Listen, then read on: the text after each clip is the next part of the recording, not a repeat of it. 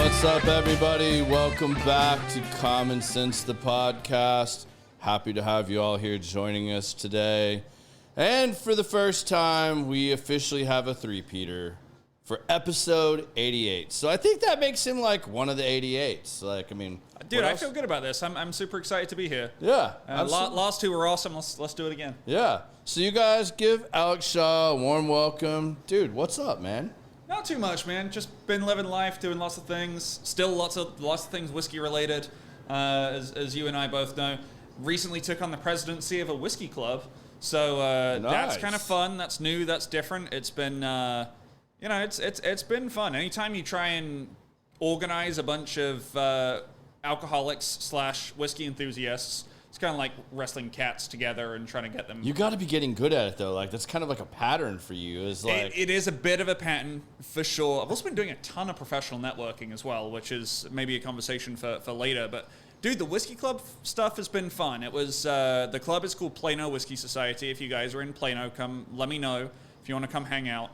And, we were kind of spinning wheels a little bit. The previous president had a whole lot going on, and it just made it difficult for him to be able to spend a lot of time needed to, try and herd cats, as often we find ourselves being.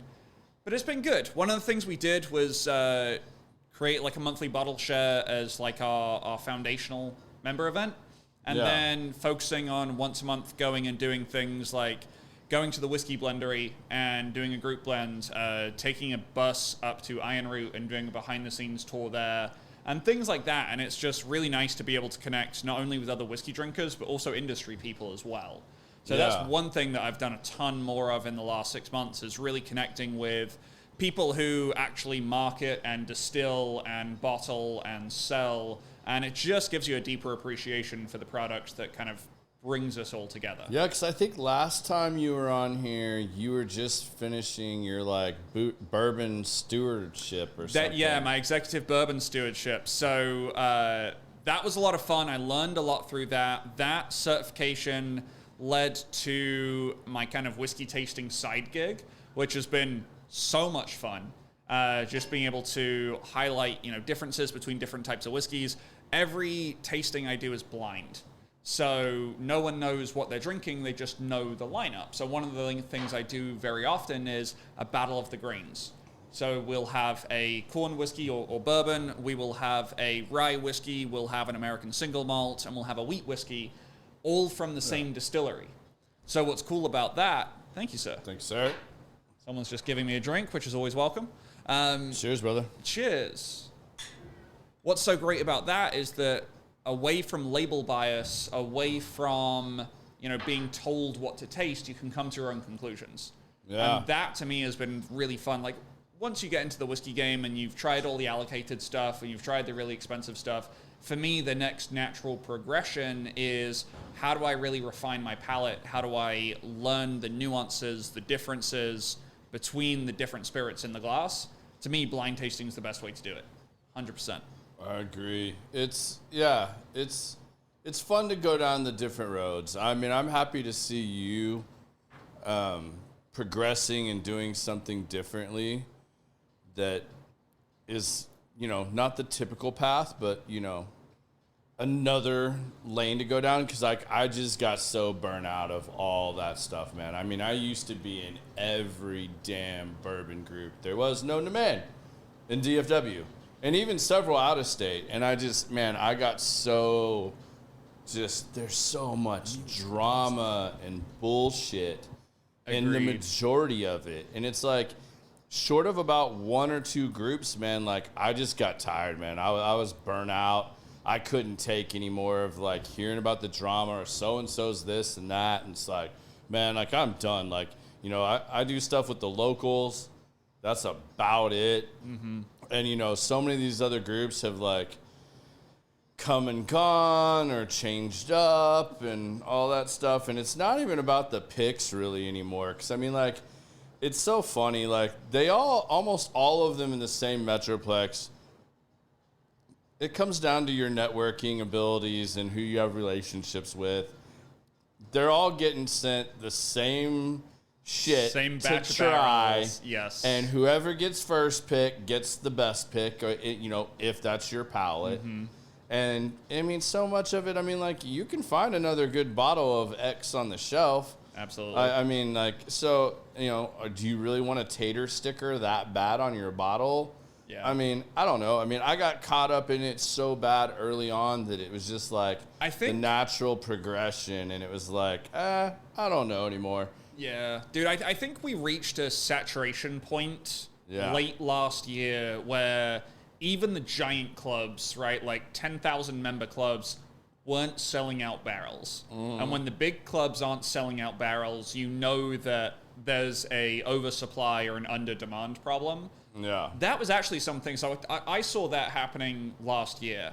And when I took over the presidency for Plano Whiskey Society, I wanted to get so far away from barrel picks being the main driver of the club. Like, it couldn't come fast enough. So that's when, like, I took that piece of knowledge and stashed it. And I was like, I want to make a club about in-person events. Yeah. And that, to me, I think now what we're seeing in, like, the bourbon group marketplace is that your clubs kind of fit a certain type of person, and it's less about the picks, as you said. Yeah. It's much more about, can I find my people within the bourbon group? Absolutely. So you've mentioned, like, the locals are your people. And, like, I think they're a great bunch of guys as well. I know and like a lot of them. And I think, Someone Say Whiskey has their vibe. Yeah. Bourbon Real Talk, they are focused around a podcast, and, Randy has his vibe of his Absolutely. group. And it's great, but it's like, if that's for you, then that's amazing. Go do that. But it doesn't have to be for everyone. There's DFW Whiskey Club is, still primarily a pick group, and, they carry the prestige of being one of the older ones. Dallas Bourbon Club is a membership group where you have to, Good luck. Good luck, exactly. And I focused, Plano Whiskey Society on in-person stuff, way less on picks. And I think now we're starting to see if you don't have something unique about your group, it kind of dies. Like any kind of sophistication of a marketplace, if you just picking whiskey is no longer enough to bring people into a group. You have to have a good core group of people. You have to have something different. I think that's where like the locals started out too. That was just guys during COVID having lunch together at places that had amazing whiskeys. Yep. I mean, like that really was it. Like, I mean, I can remember the early days. There was like 10, 20 people max that would show up. And I mean, they keep the numbers small and stuff in there so that it's not like they're not trying to be a 10,000 member powerhouse stuff. It's impossible to keep that many people happy, and I think that's where a lot of the drama and bullshit starts too. If you have a barrel that you pick, even if you are doing a pick, and say it's like your once a year pick, you got a really good barrel and maybe it has 300 bottles. But what if it's a short barrel and only has like 160? By the time you give it to your admins and stuff like that and people that are promised stuff as part of the deal process, you're left with like 100 bottles to give out. Well, if you even have 200 members, you're going to have 100 people pissed off. Definitely. Especially the greater the barrel is and the more people you have, it's going to be a problem. And you watch every one of these groups deal with it. And I mean, they have lotteries, and if you support this charity thing they're doing or that, like, it's cool. I mean, a lot of them run really good things. The Blendery is an amazing place. We're hoping to have him on here soon. We just haven't been able to work schedules. Thursday's not a good day for him. But I mean, like Ryan Wester and This Is the Way. I mean, they do amazing stuff. Their Angel Tree this year, man, like, I don't want to exaggerate the number, but I mean, last year they did like a really big number, in my opinion, for a smaller group. It was 5 figures, right? If I remember correctly. Yeah, like last year was like, but like last year I want to say it was like $15,000 to $20,000 they raised, which is no small amount. Not man. at all. Just from donations and raffles and stuff like that.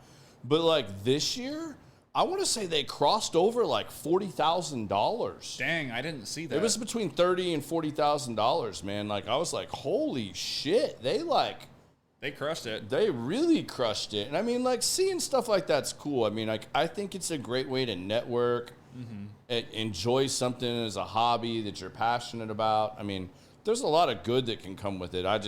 I personally got a little burnt out, and I have too much damn bourbon. Like, and the bourbon market sucks now. So, like, selling bourbon, impossible.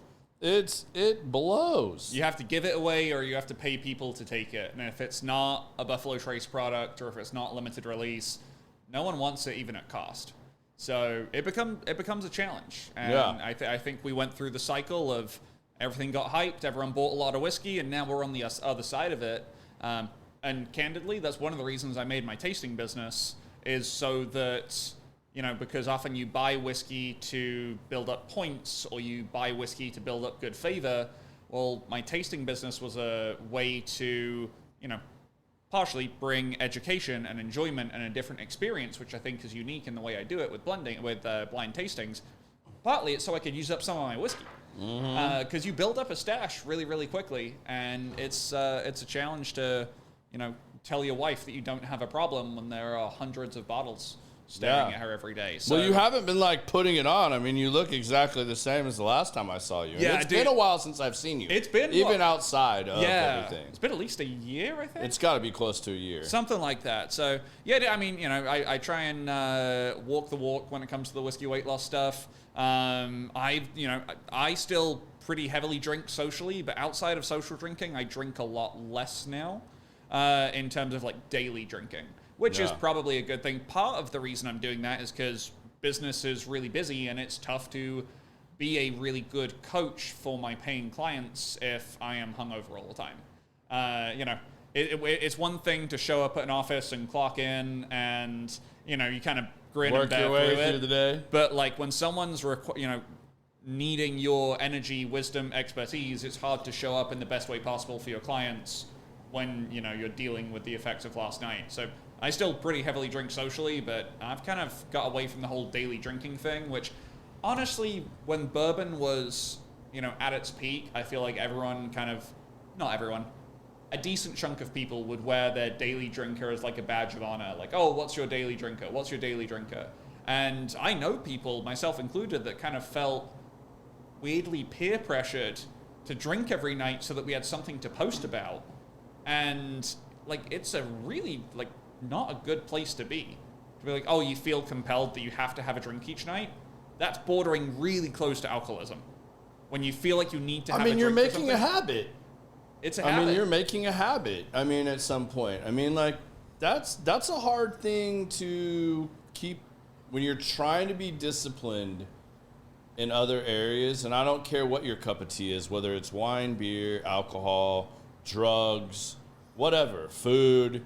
If you're having trouble being disciplined in any of those, throw one of those in there, because then your judgment and caring about it really goes downhill. Do you see more of a maturity, you think, in the bourbon crowd? Even because if you look at it, you're young, you know, we're older, but I think as I relate it to cigars and you look at alcohol, do you think people are maturing more with their approach towards the whole bourbon whiskey? It's not the whole college frat, let's get wasted all the time.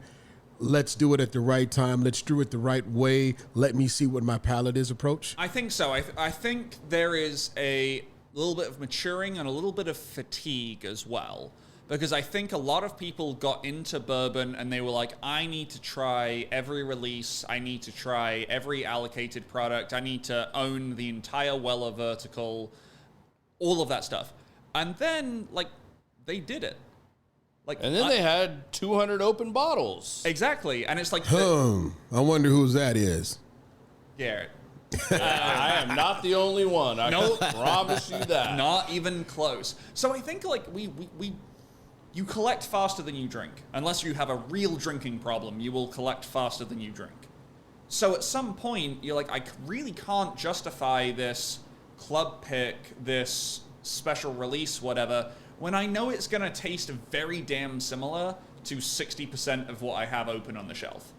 I have that same issue. I just went through this whole thing with colognes, fragrances, and I just started, me and my wife just lately just been buying boom, boom, boom. But then I noticed I got like 4 or 5 bottles from 4 or 5 different people, and all the shit smells alike. it all starts to, there's only so Yeah. many ingredients that can have a variation to when it really, and then every once in a while you'll get that unicorn that's like, damn, what is this? But now it's so few and far in between. And then what happens? It kind of becomes a fad. It's and a then passing it gets hard thing. to, and I've battled this a lot lately, and I'm really, really good about it now. I think even my wife would agree with me on this. Like, I don't buy a lot of bourbon anymore. Like, really hardly at all. I've been selling more than I've been buying. Yep. Even though mostly what I'm selling is either at cost or I'm taking a little bit of a hit, but I'm moving volume. I have no other choice. Unless I am just going to be a bourbon warehouse until the market turns around. And yes, there is certain stuff that I most certainly will sit on, and you know what? That's fine. And I'll probably never get, by the time the market switches again, I will not have drank all that bourbon, for sure. I mean, I've cut down bourbon drinking tremendously.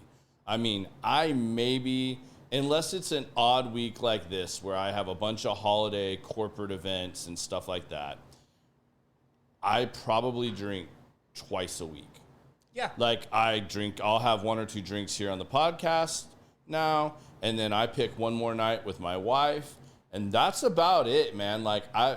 But it gets, the FOMO is FOMO is the still challenge. real, and that's still a challenge because, like, you see places like the Blendery dropping, like, 15, 16-year-old Buffalo Trace, turkey stuff, whatever, and you're like, shit, I really want that. And, oh, man, it's $250 for that bottle.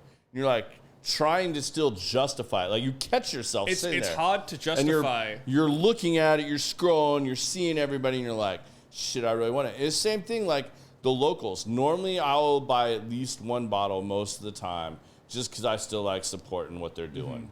But it's like recently they dropped a first ever like single barrel larceny weeder. And I really want it. I really like weeders. I like weeders and ryes a whole lot. And I was sitting there and I was like, man, I really want this. And it's not an expensive bottle. I was like, I should go buy one or two of these. And then I went up, looked at my bar, and I was like, how many open weeders do I have right now? Yeah. And the number was a lot. And I was like, now I haven't even opened up the cabinets or counted bottles that are like not open.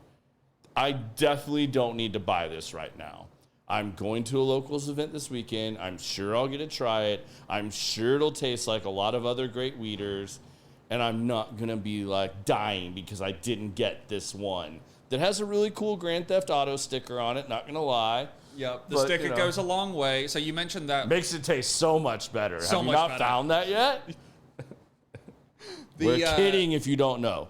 The wild turkey stuff you mentioned was interesting. So for anyone who's listening to the podcast who doesn't know, Tim at the Blendery got the option to acquire a bunch of stuff that was 15, 16 years old. It was Buffalo Trace.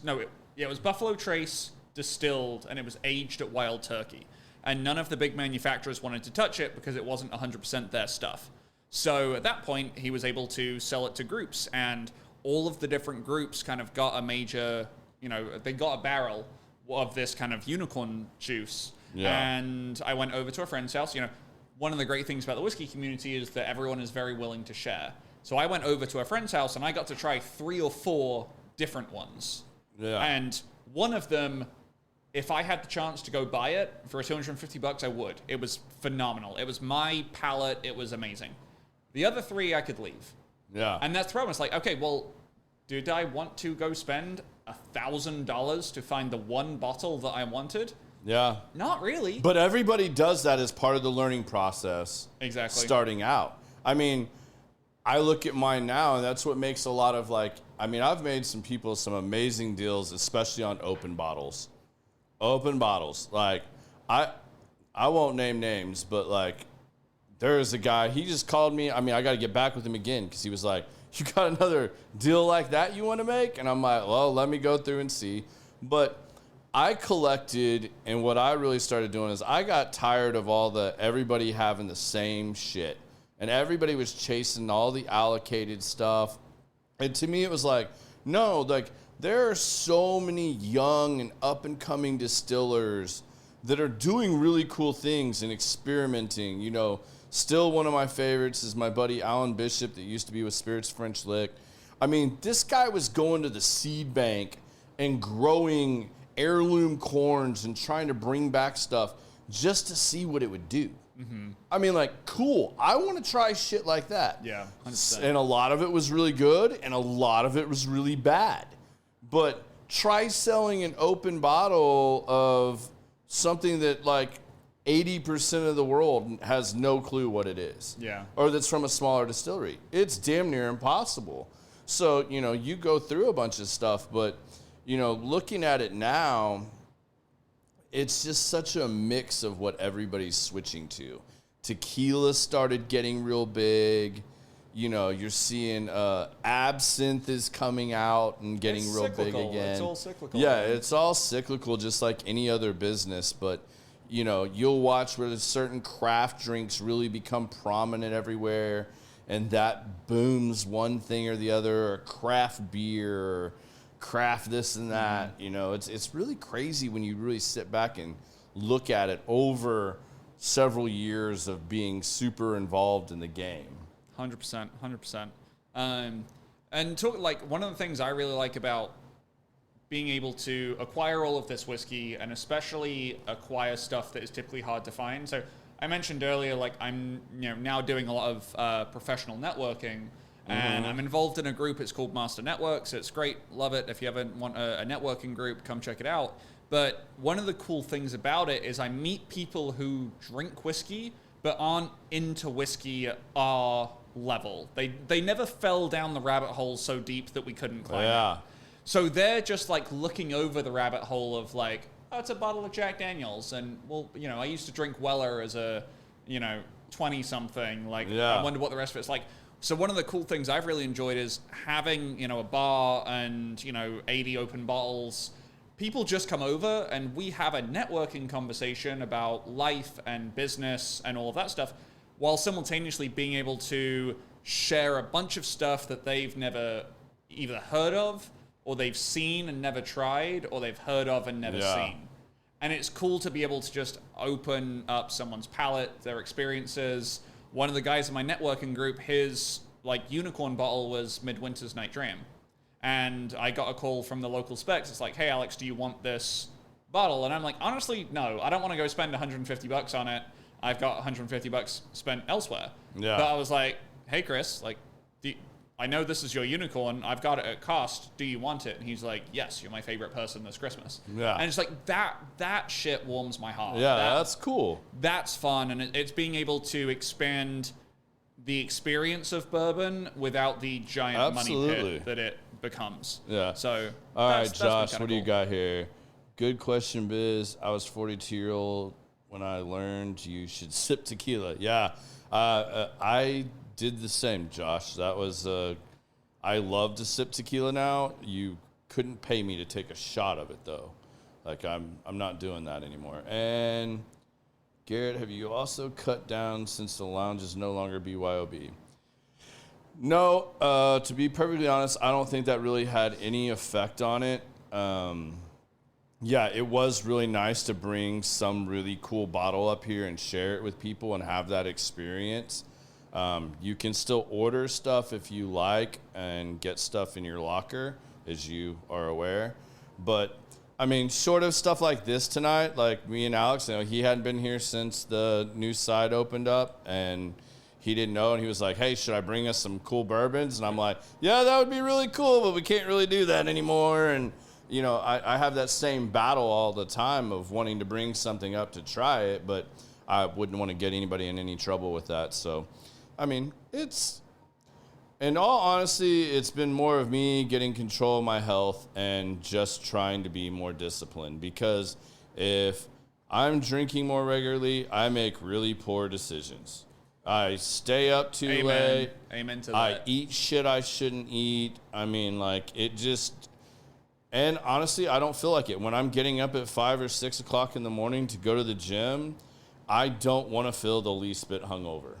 Agreed. Like Friday, I mean, it's one of the reasons I do the show on Thursday, because I do have a couple drinks, and there's been times where I've gotten completely tanked with guests, and, you know, I might go into the work a little bit later on a Friday, and I'm definitely going to the gym a little bit later, and sometimes it's in the afternoon instead of the morning, just so I can rehydrate and feel better. But well, those days are pretty far and few between now. The healthier and the better in shape I get, the less I feel like doing that, to be completely honest. And if I can jump on that, so one of the things that I think we talked about during the whiskey weight loss process is this idea of like value added per drink. And if it's not something, we probably talked about it in different words, and I've just kind of conceptualized it better now. But I talk about this idea with current clients of value added per drink, in that how much does that next drink really enhance the experience? I would argue that this is a value added drink, right? You're smoking cigars, we're drinking old fashions, we're having a conversation. Like this is something where if I didn't have a drink right now, I do feel like it would take away from the experience. Right. But if we were 5 drinks deep, is that 6th one really going to change anything? Am I going to have a better time because of that 6th drink compared to not? Probably not. Probably not. No, and you ride that line. Exactly. And this is where I talk about, kind of daily drinking a lot. It's like, okay, does drinking 2 whiskeys on a Tuesday evening while watching TV really enhance your life? Probably not. It's just going to make tomorrow worse. And people, I get this on Facebook and comments all the time. People challenge, like, no, I can have 2 drinks and I don't feel it. Sure, psychologically you might not feel it because you're used to it. But physiologically, it's causing a hangover. I call it like a physiological hangover. You sleep worse. You are less rested. Your body craves higher calorie, more dopamine-inducing food in the morning. It's like, is that or really... sugar. Yeah, exactly. It's just like, to me, it's not worth it. So, like, drink, and if you want to... But how many people have the discipline and the fortitude to be able to do that? I mean, like... Is a few Pringles gonna wreck the fact that you've dieted really well all week long? No, but can you open a can of Pringles and only eat like 3 or 4? Or are you going to open the can and eat the entire damn can? Because that is not going to be good, and you could wipe out several days of being under your caloric intake if losing weight is your goal. Just like rewarding yourself, like Sour Patch Kids are my thing now. If I go get a handful of those, I'm staying in, like I'm not killing myself. Mm-hmm. They're so sour that like you'll make yourself feel sick if you eat a whole bunch. It's kind of hard even if you buy the big jumbo bag to just really go to town on it. But if you do, yeah, it's not good. It's not a reward anymore. You cross that threshold. So one of the things I talk about with clients now that I don't know that I went into as much depth with when you and I talked about it was actually how food scientists and food manufacturers have created food that is almost impossible to put down. And there's a great book on this. If anyone wants to go read it, it's called You Can't Screw This Up. And I believe the author is Adam Bornstein. And he was the guy that was kind of the shadow marketer for a lot of Arnold Schwarzenegger's business entrepreneur, enterprises. Yeah. But one of the things he talks about is the dopamine response to food. So if you think about it, if we went back in time, we are, prehistoric humans roaming the savannah. There is no food in nature that is high in fat and carbs. Think about that for a second, and if you're listening to this, you're racking your brain trying to think of There's no food that's naturally occurring. Naturally occurring. Nuts are high in fat, no carbs. Meat is high in protein, some fat, no carbs. Potatoes are high in carbs, no fat. Fruit is high in carbs, no fat. There's no naturally occurring foods that is high in fat and carbs. So you're saying it's all the processed crap that we've gone ahead and invaded and messed all that up? Yes, and I'm getting that. Absolutely. So biologically, we are wired to prioritize foods that are high in carbs and fat because they are very scarce or don't exist in nature. What's something else that is very scarce in nature? salt. So when you get a food that is high in fat, high in carbs, high in salt, and then low in protein and low in fiber, which are the things that are very satiating, what happens? We get a giant dopamine flood to the brain that is biologically wired, and then there's no real stopping point because there's no fiber and no protein. And sugar would be the same thing. You would just substitute sugar for salt, pretty much. You would substitute sugar for carbs, right? And the reason I say that is sugar is probably a greater effect, but you can get this with carbs as well. So think about this. Do you ever just sit at home with a spoon eating boiled potatoes? No. No. How many people just order a thing of French fries and demolish the entire thing? Plenty of people. What's the difference? Deep frying, the addition of fat, and the addition of salt. Right? You've taken the same ingredient. Ironically, potatoes, when they're not deep fried, are one of the best weight loss foods on the planet. One of the most satiating foods for their calories. French fries, kind of less so. Yeah. Right? Just a little bit. Just a little bit. And you haven't really, you haven't actually processed the food. What you've done is you've cut it up and you've deep fried it, which is just cooking. So is there, processing plays a role? Absolutely. But also it's this trifecta of high carb, high fat, high salt that makes it really hard. It's why I've never been able to eat only 2 slices of pizza. If I start eating pizza, I eat all of the pizza that is available to me. Guilty. That is one of my number one. That's probably my number one thing that I have no self-control over. And we're programmed to do it. Pizza or Mexican food. My kids literally eat, when we order Domino's, they get a medium pizza a piece. Mm-hmm. A piece. If I go to the back 9, I will order the medium pizza, thin crust, cut in squares, and I will eat the entire pizza. The whole thing. And the thing this medium pizza is this big around. 12-inch. Big pizza. Or 14-inch. Yeah. And we're so programmed for large portions here. That's an American thing, but also and it's like you'll get mad if you get a proper caloric serving of something, you get pissed off. Yeah. Because you're like, what is this? You know? Yeah, you've been conditioned. But another thing, why does restaurant food taste so much better than food at home? It's a lot more butter and it's a lot more salt. That they're cooking it in the vegetable oil and stuff. That's it. Are they more skilled at preparing food? Probably. But the vast majority of it, unless you are going to fine dining, is they just coat that shit in a lot more fat. And fat is flavor, and fat tastes good because we're biologically programmed to seek it out. So what do you think about the... there's those diets where they're I can't remember if it's carnivore or one of those. You'll probably know. I'm sure you've had people bring this to you. Or the paleo where they're literally putting organic butter in their coffee. So you've got keto, which is very low carb and high fat, right? So that's where a lot of people are putting butter in their coffee. And here's why keto works. Yeah, I get the same reaction of just physical shakes of the idea of butter and coffee. Here's why keto works, to a degree. Keto works initially because you're removing all carbohydrate sources from the diet, so your body naturally stores way less carbohydrate in your muscles, in your liver, and that causes a huge temporary weight reduction. The reason that keto works, as long as you can stick to it, is that you don't have that trifecta anymore. You've removed carbs from the equation. So now it's just fat and sometimes salt. Well, just fat and salt is not necessarily enough to cause that mindless overeating. Yeah. Right? Same thing when we had the low-fat diet. The low-fat diet works great if you don't ever eat fat and you only eat carbs. Japan is a great example of this. Japan is one of the lowest obesity nations in the world, and rice is a massive part of it. If carbs were really the problem, Japan would be full of obese people, and they're not. So what is the problem? It's carbs and fat and salt. When you remove one of them entirely, you don't overeat anywhere near as much. Now here's the problem.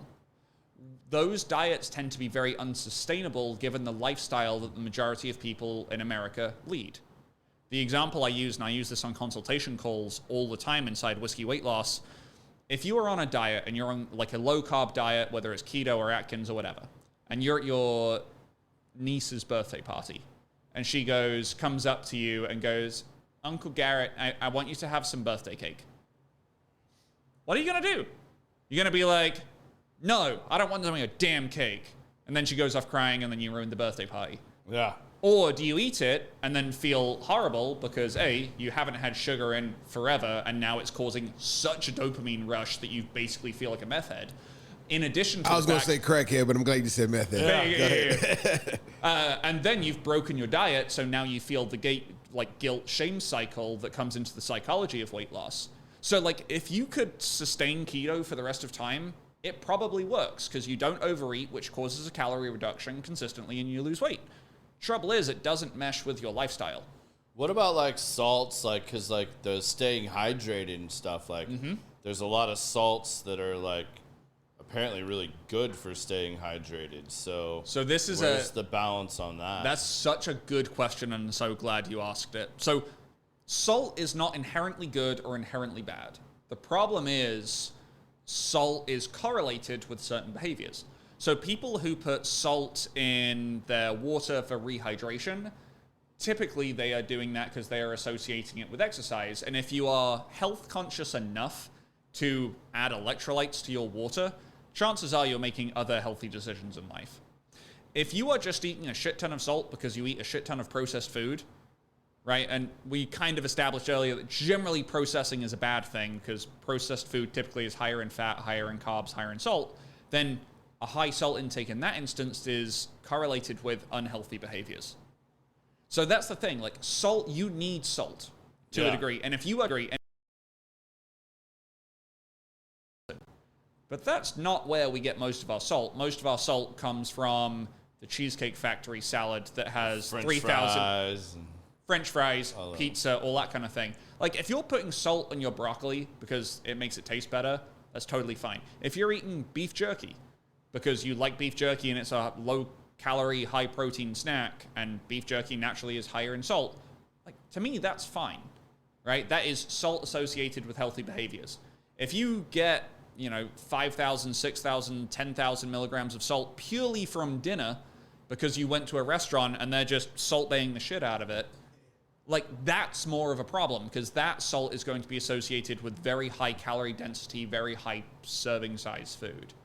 So it's such a good question because there's so much nuance that goes into this, but people don't like nuance in weight loss. They like blanket rules. It's just like, you're starting to see all these studies, and if you really start digging deep into some of this stuff, like cholesterol, like not all cholesterol is bad, and it just gets thrown around so loosely that it makes you think like you need to be on all these, statins and everything else. Like, well, yeah, you probably do, and if you do, your exercise and your diet probably isn't where it should be.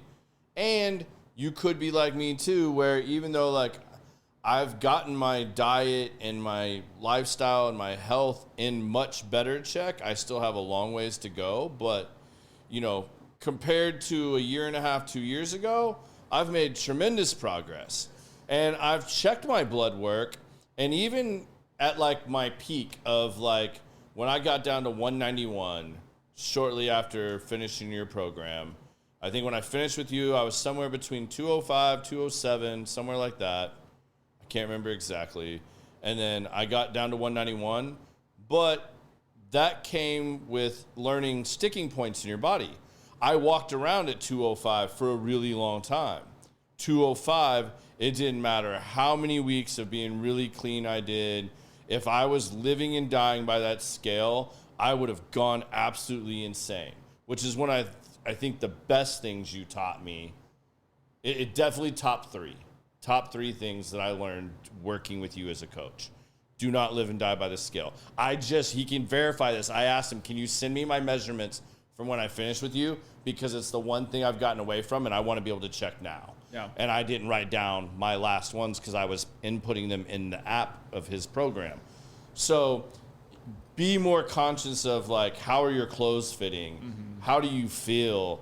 Like, forget the damn scale. Like, you could get your hydration off terribly from one night of drinking, and you could swing 3 or 4 pounds any direction. I have such a good story, and it's absolute shit. I tell clients this all the time who freak out about small changes in scale weight. So back when I was prepping for a fitness photo shoot, Yeah. I was probably too deep in the diet. I was probably a little bit too hard, like we all learn through trial and error at some points. I was 169 on a Friday night and had been very clean, zero flexibility, had been kind of strict back when I was a little bit younger, a little bit dumber. And we had a house party. We had friends over, there was pizza, there was beer, there was cookies. And the trouble was I'd been so deep in the diet that that first bite of pizza gave me that dopamine rush, and I was like, holy shit, I lost all sense of moderation, self-control, anything like that. I weighed myself the next morning, I was 177. That is an 8-pound swing at 169. In one night? One night. Now, thankfully, I did it on his program. I did the same thing. We had this phone call. This exact same conversation. But thankfully, I know what I still know now, which is that doesn't happen with 100% of that being body fat. That happens with less than 10% of that being body fat. Because to gain a pound of fat, you have to overeat by 3,500 calories. There is no way in hell, and I'm going to do math really quickly, that I overate by about 26,000 calories in one night. Just doesn't happen. So what did I do the next following days? Hydrated like a mofo, ate relatively clean, didn't freak out, worked out. By the following Monday, I was 170. So I went from Friday night at 169, Saturday morning 177, 48 hours later I was back down to 170. So that's just how powerful scale swings can be with almost zero change in body fat. I probably gained a third to half a pound of body fat that night from gluttonous decision making. Well, I want to know what you think about this too, because this is kind of like right in line with where I was going with that. So like I was checking my blood work, and yeah, even though I was doing so much better, I still couldn't get off of my cholesterol medicine, right? Like I had been off of it for like 30 days. I kind of ran out, didn't refill it, called my doctor and was like, hey, I've been off of it for 30 days. I'm doing really good.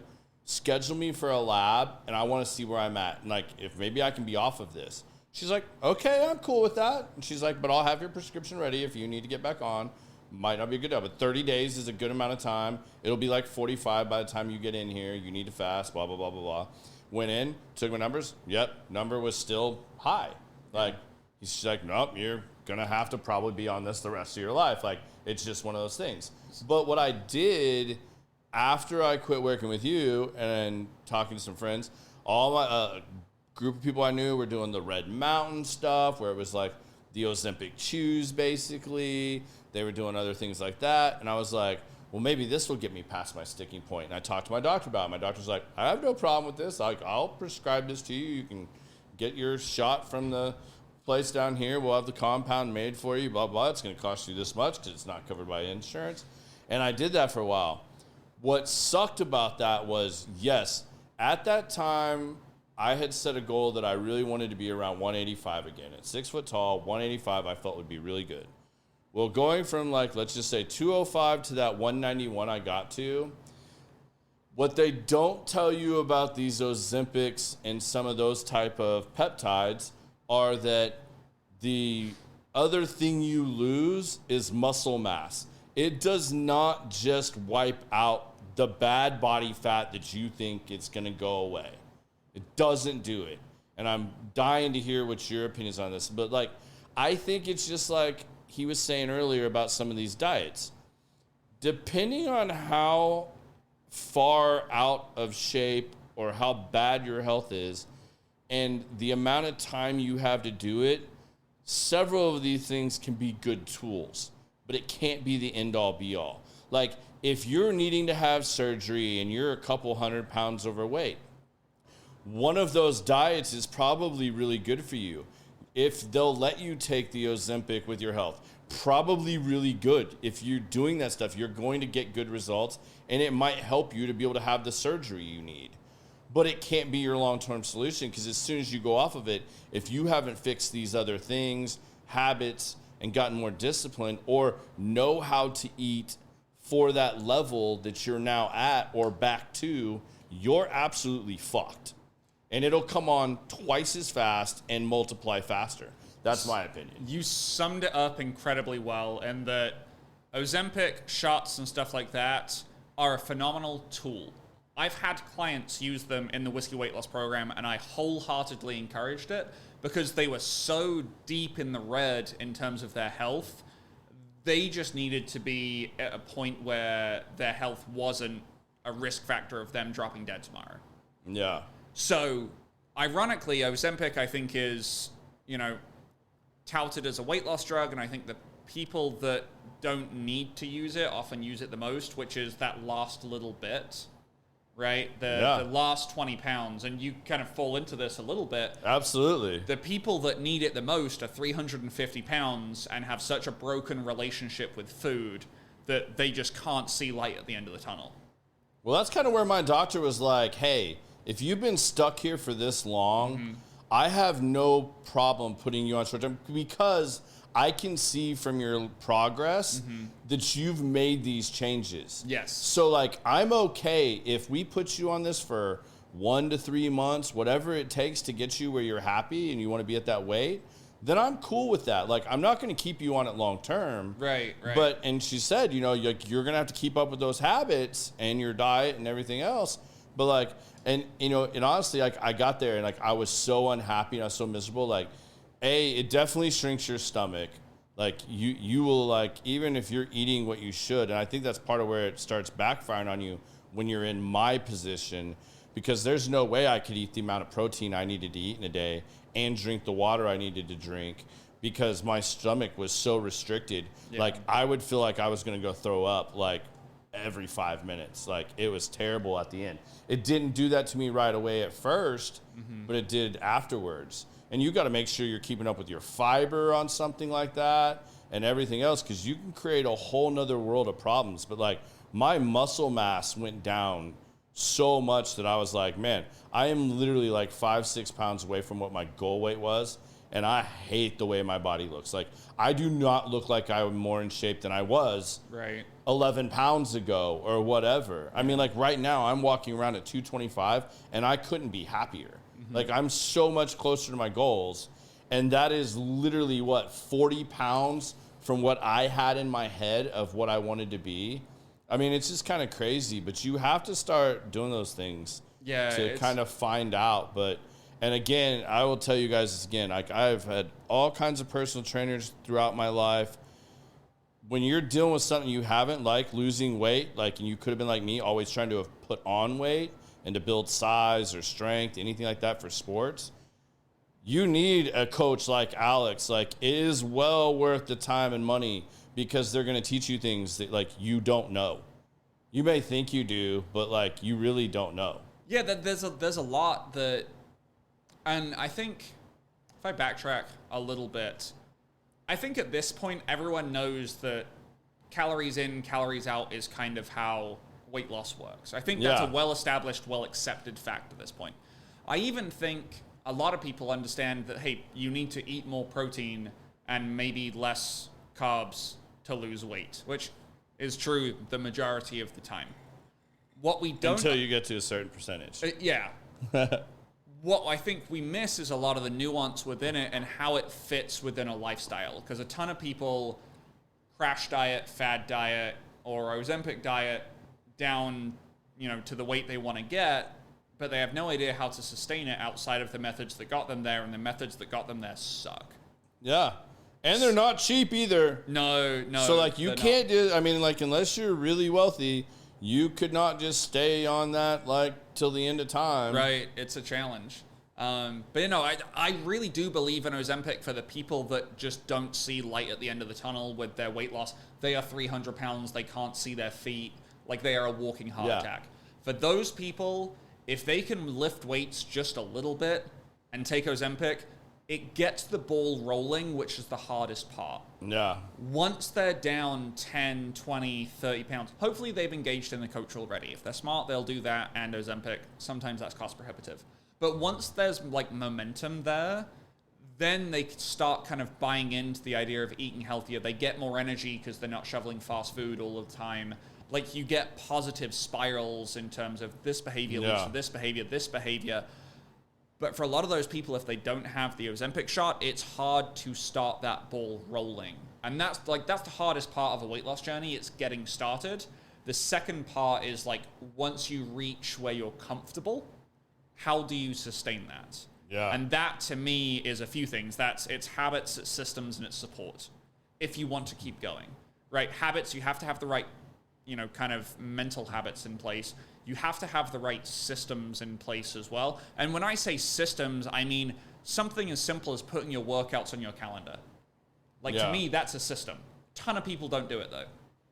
Because if you don't block it out on your calendar, you will find something else to fit that time. To me, a system is planning out I think your it meals depends ahead of on time. what your level of discipline is. I do. I mean, I used to plan every single segment of my day, and it just got so maddening. Because that can also be and I still battle this at times. Like, my wife would definitely back me up on this as far as I'm, like, OCD about it. But, like, then you start moving stuff to make stuff work. And then it's the brutality of beating yourself up, like, then trying to move and make things work and not, like, just pushing things to the next day and stuff. Like, those can be ugly habits too. But a lot of what I've heard you say, and I've seen watching your program more from afar nowadays, because I still follow this stuff, is I think you've taken the program to some different levels. And one of the big things I think I've seen you focusing on, and maybe you can talk about how you're implementing this and how you help people achieve this, is how do you coach them on discipline? Because their discipline within your program has like multiple heads, right? Like It does. you have the diet head, you have the working out, the exercise, or just healthy walking, whatever it is that's part of their program, and you're trying to get them in there. And then it's the lifestyle and the what does your real world look like? So how are you tackling that? Because I've seen you making little tweaks here and there, and I think that's really key for a lot of people. So discipline is a very big umbrella term. And it depends a little bit on the person. If the person is very goal-oriented, we set certain goals, whether it's workouts per week and it's steps per day, something like that. Yeah. Like, you set thresholds that goal-oriented people want to achieve and feel good when they achieve. And if they don't achieve them, then we identify why. And sometimes people just need a kick up the butt of like, Garrett, go do your fucking steps. Like, sometimes that's what people need. Oh, he had plenty of those with me. Like, I know I had to be one of the bigger pain in the asses because, like, again, I had a lot of coaching stuff. So, like, when I got to certain points, I'm like, Alex, I'm not fucking doing that workout. Like, we can either talk and, like, come up with something else. Like, I'm not doing this. Like, I am bored as fuck doing this. And, like, I'm not doing it. He's like, you still really need to do that. But, like, okay, you can add in doing this other thing you want to do. But I still need you to do, I don't even remember what it was, but like, I just remember there was a couple of those exercises and I was like, I feel like a complete jackass doing this. I was like, but it does make my lower back feel better, and my hip flexor playing golf isn't bothering me as much now, so I probably should do that really gay, boring exercise he's showing me with the bands. Like, so yeah, there's a little bit of that. It's not all that, but there's a little bit of that. The other part is, like, I actually have a whole pillar of my program now called habit recalibration. And it's identifying something that I call friction, meaning humans in general will take the path of least resistance. Yeah. Almost always. When motivation's really high, we can take the path of high resistance. But over the course of a lifetime, we tend to take the path of least resistance. So from a lifestyle design, which is a frou-frou term, but from a lifestyle design point of view, how do we make the path of least resistance a healthy one? So it might be, from a diet point of view, if you don't keep certain shit in the house, you won't eat it. Doesn't mean you can never have it, but you probably won't eat it. For example, if I keep full-fat cheesecake in my house, I'll eat it every fucking day. I will happily tell people that. But I don't keep it out in the house, therefore I very rarely eat it. And sometimes, like, if I have a sweet tooth craving late at night, I found this freaking recipe like 3 months ago, and I've made this cheesecake so many times. But it's like Greek yogurt, liquid egg whites, stevia, and sugar-free pudding mix. You mix it up, you bake it. It's not cheesecake, but it's 90% of what cheesecake tastes like. And then you can buy the raspberry syrup that you see swirled on like commercially made cheesecakes.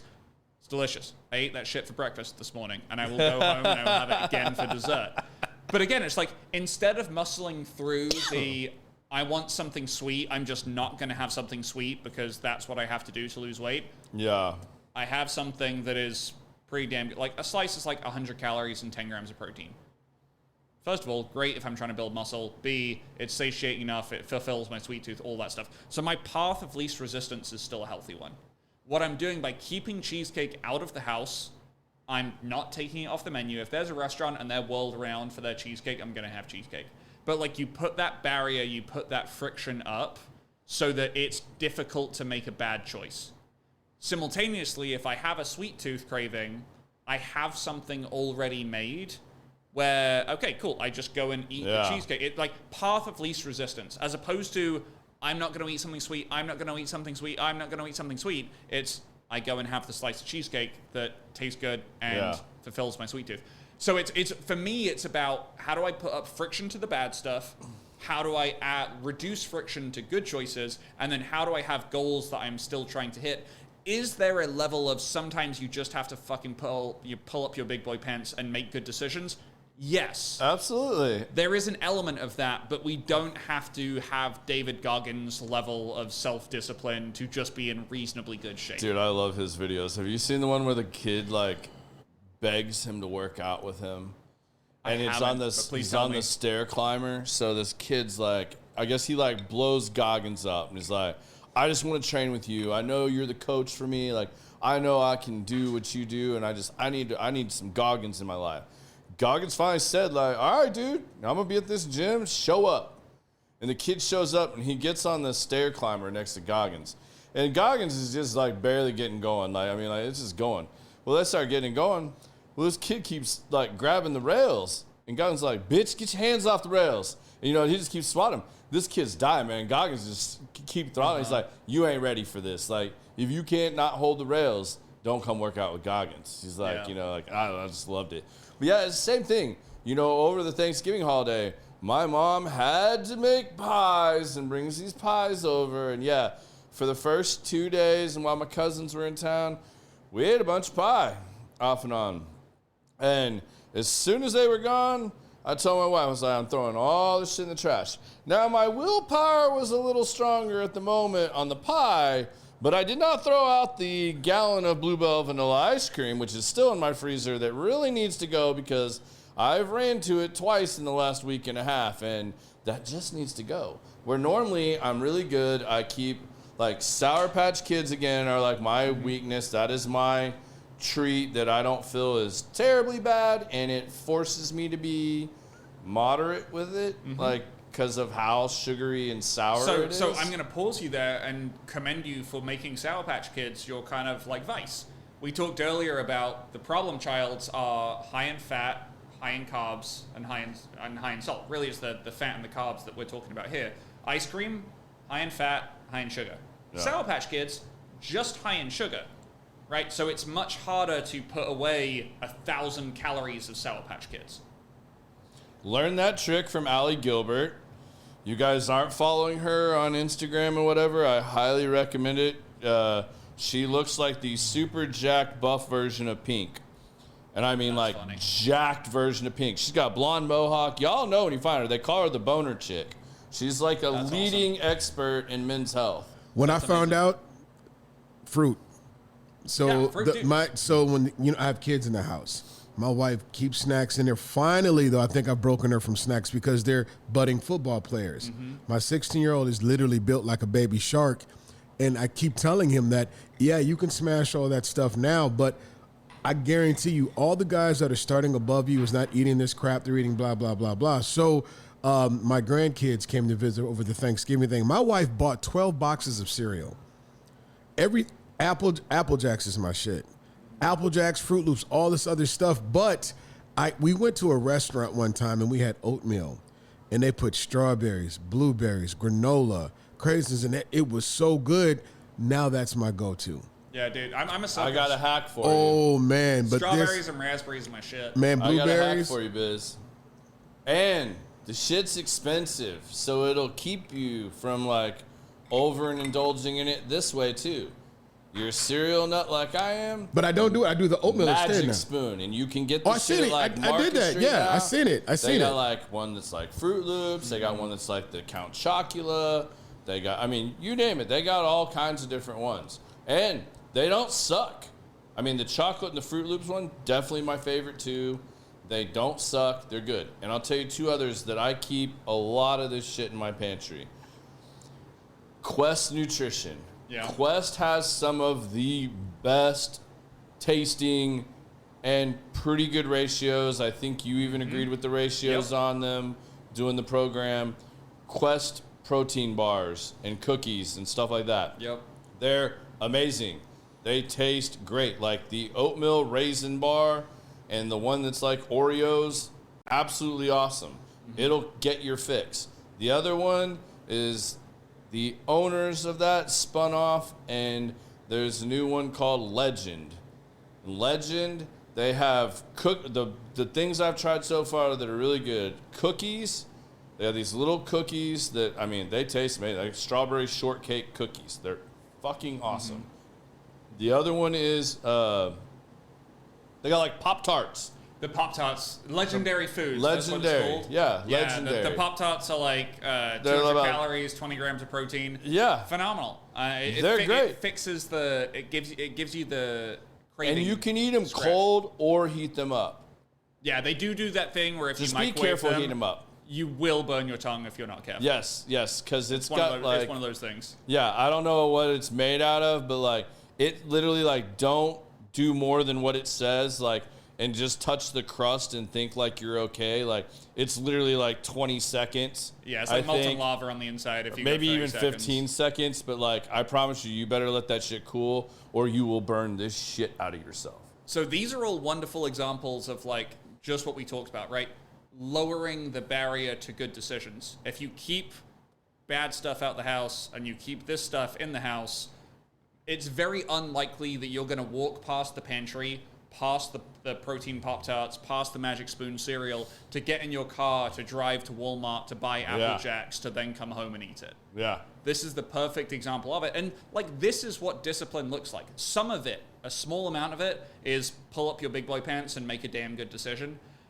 Most of it is just altering the path of least resistance so that you are making healthy choices most of the time, so that you can get just a little bit better over and over and over again. And the other thing that I don't think we've talked about this, but I have something that I've coined kind of anchor actions. These are behaviors which have downstream positive effects on other behaviors. Working out is a fantastic example. What happens when you work out? You tend to drink more water. What happens when you work out? You tend to be more conscious of what you're eating leading into the workout, so you don't feel like crap during the workout. You tend to be more conscious of what you eat after the workout because you don't want to work out and then eat like an asshole afterwards. Also, you tend to sleep better. When you sleep better, you tend to eat better the next day. You also tend to have more energy, so you move more. So it's an example of like a central action that has lots of other downstream positive effects. Another one would be like putting it on your calendar to go get a walk in the middle of the day. So I do this all the time. Sometimes, like, shoot, dude, Wednesday, like yesterday, I had 12 coaching and consultation calls scheduled on my calendar. Shit. It was nuts. And I was stuck in front of my webcam and laptop the whole day.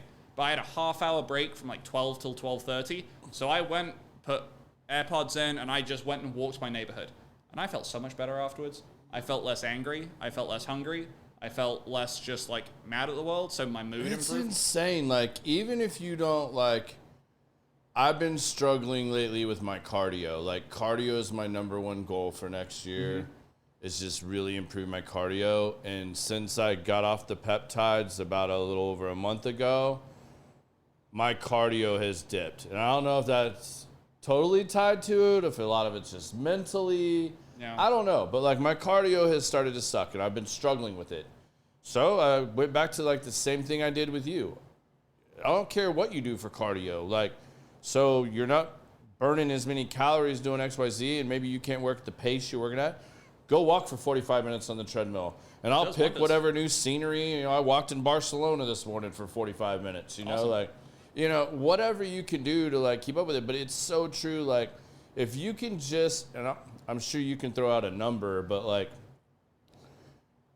there's a certain point where if you can just stick with it long enough, and even if you don't get everything you intended to get done at the gym, as long as you go in and do some stuff, you're going to feel significantly better and sleep better and everything else. Like, I mean, like, I still take Sundays off pretty much all the time now, but I'm getting where I'm like, I'm going to go in and just do some like cardio or something even for a little bit in the morning, just because like I feel mentally and physically so much better. Like, I don't got to go in there and just throw up a bunch of weight or anything like that, but like just to do something physical. Yeah. It doesn't matter what it is. Like, you know, just getting in there and doing it. Because on the days that I don't, or I tell myself that like I don't feel good or I'm tired, and I let that little inner bitch get the best of me, I feel it all fucking day long, and it drives me absolutely insane. And I will tell you the other thing that I want to make sure we mention, and and Alex and I have talked about this too, like, he's probably going to be surprised that I'm not already doing it. I still do full body workouts every day.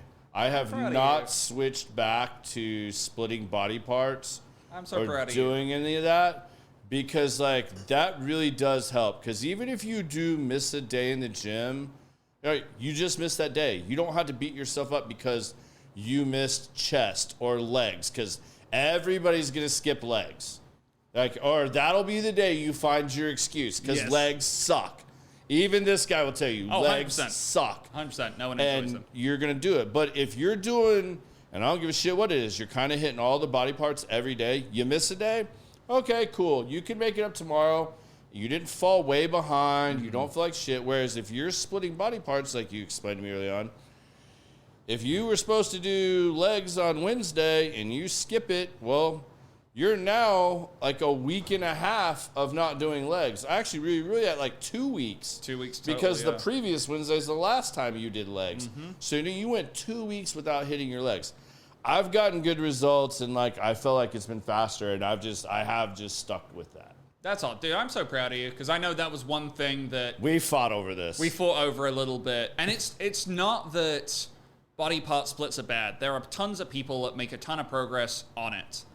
But once you get past about 8 high-quality sets for a muscle group, you start, like, your diminishing returns is almost instant. Like, that 9th, 10th set is not doing anything. And if you have a chest day, right, well, we do flat bench, and then we do incline bench, and then we do flies, and then we do push-ups, and then we do dips, 2/3 of your workout is basically pointless at that point.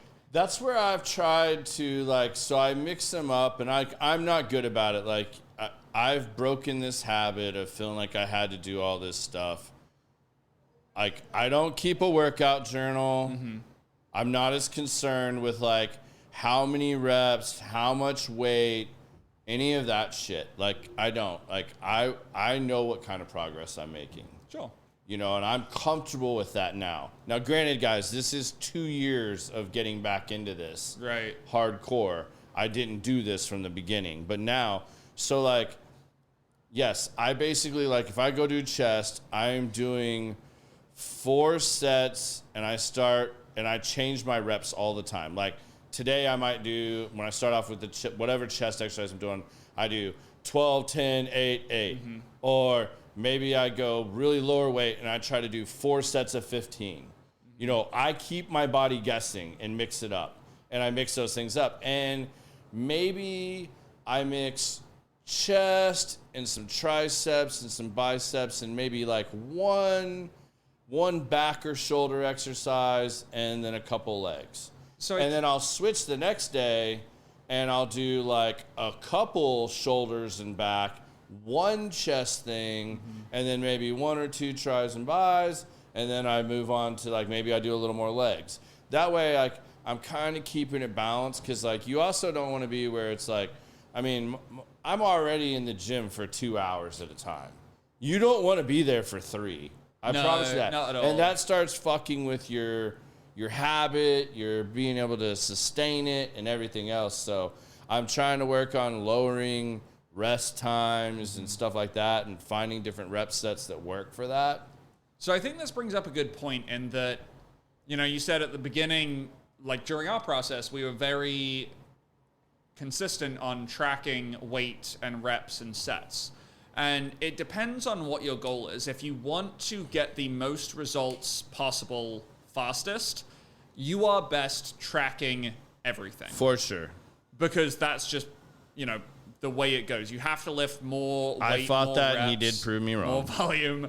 Over time, you have to give your body a greater stimulus. The trouble is that that's a lot of mental demand to do that. Tracking every single, I'll be honest, when I work out now, because my goal is not to get bigger, stronger, faster, I just want to maintain and feel good. I don't track my reps. I don't track my sets. I'll do very similar to what you're doing, which is I go in, I do what feels good, I do what keeps me interested, I do what keeps me engaged. And I work out till failure. Exactly. And we both of us are in a position where hey, I'm really happy with how I feel and how I look at the end of the day. I don't have to expend all of this mental energy to chase an extra 10% gains in the gym. Well, and do you also find, because I find this, there's certain days, I might go in feeling really good. Mm-hmm. I'm pumped, ready to lift after I do my cardio. And then I go to lift and I just don't have the strength today. Mm-hmm. I feel good and I'm like, fuck body, why can't I push this? I just did way more weight than this. This was supposed to be a warm-up set. Mm-hmm. And so then I'll go, okay, body is saying don't push heavy weight today. Mm-hmm. So then I'll be all right, is this a weight that I can do? Can I get 15 on this? And I'll do high rep, low weight. Yeah. But then there's some days I throw that low weight on there and I'm God, man, I'm just slamming this. Maybe I'm pissed off and didn't even know it, And then I'll be all right, let's bump up the weight. And now today I'll do a 12, 10, 8, 6 set. Yeah. And then I switch that. Do you kind of gauge it by that too? Yes. I'll do that more on major lifts. So things like heavy squats or heavy pressing, stuff like that. I'll definitely do that. But I feel you reach a point in, we talked about maturity with whiskey earlier. You reach a maturity in the lifting process where you're so much more in tune with your body. You're able to make those adjustments on the fly and still have a very productive workout. I think when people are newer into the weight loss process, they kind of have to have that structure because they haven't listened to their body enough to know what it's saying. True. What's up, Kitty Mitchell? Love seeing my OYT guy on here. That's awesome. So we kind of touched on this earlier, and you were talking about American food.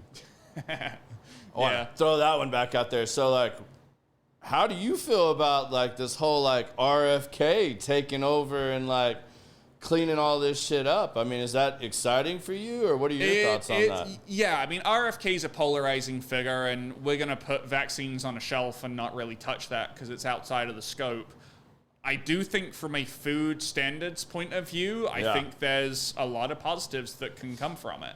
Yeah. Anyone who is willing to challenge the status quo of American food and American manufacturing processes, portion sizes, just clearly what we're doing in America right now from a food and health point of view is not working.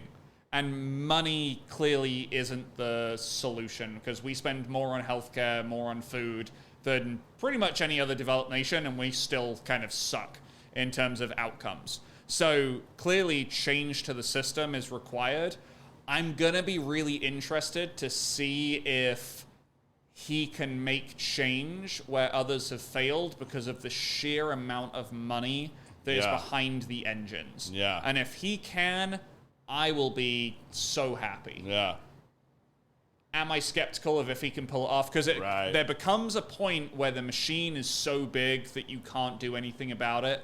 And I do worry if we are at that point. I have this debate with people, and I call it's a friendly debate. I have this conversation with people about healthcare all the time. The American healthcare system sucks to the point where CEOs are being murdered in the street over it. But I don't think America could ever go to socialized healthcare like England has. Because I think we've gone so far down this rabbit hole, I don't think we could ever come back out and try a different approach. I think we're just going to be duct taping the healthcare system for the rest of time. Yeah, but I mean, let's be honest too, like, because I have family that lives over there, and like, I think there's probably something in between that's better for all, but like, because that shit sucks too, because like, I've known people over there that have needed a surgery, and I don't know, they waited a year before they could have it because of that. I'm not saying it's a perfect system. Even that, yeah, and even though they have like added other supplemental insurances and stuff, it still is shit. And that's why a lot of foreigners travel to the U.S. and other places to have surgeries and get other health care on their own dime. So I think there's a lot of like back and forth that could happen there. But I am excited to see what he can and can't do. 100%. We're having a good friend of mine. It'll be in, I think, February is what we decided, sometime after his art show. But we're going to have Kenny from my good friend Kenny Bowers, that is the owner of all your guys' favorite Kenny's restaurants around here in DFW. Kenny's going to come sit down with us. And I really want to talk to him about portions at that, because he runs the gamut. He's got the grill, he's got the Italian place, he's got the pizza place, and he's got the burger place. And, you know, since I've gone on this, like, and it just kind of like, I don't want to. Has she said anything on here yet? No, I don't see my mom on here, so I can say this. It drives me nuts that for the longest time, my mom always wants to share. And to me, that is like, it used to just drive me absolutely crazy. Like, hey, and she asked my wife, like, hey, what are you thinking about ordering? Like, do you want to split something? Because my stepdad doesn't eat shit. Like, this guy is a meat and potato guy. Will not eat a vegetable to save his life, right? And just drive me nuts. But like, the more I go on this journey and stuff, it's like, and you're looking at some of these places, and I don't care if it's fine dining or not. Like, most time, like, the portions are so stupid and of the wrong things. Like, if you want the proper size portion of protein, well, now you're getting like 2 times all the other shit that you don't really want, unless it's a real high-end restaurant where you can really kind of pair and all the sides are separate and stuff like that. I get that, but like so many places, it's like, all right, like I would rather have like, and I like places to give you like, you can get the half portion of this pasta, right? And then I can like still get the salmon or the filet mignon, and I can get like a 6-ounce filet.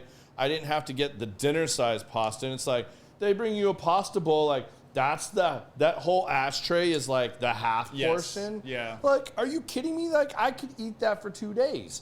But if you sit here and put it in front of me, I have a hard time still, even this day. It's hard to tell your brain no and to stop. And like, it's like, are you going to ask for a to-go container? Like, right? I mean, that's a trick, and it does work. It does work. Do it.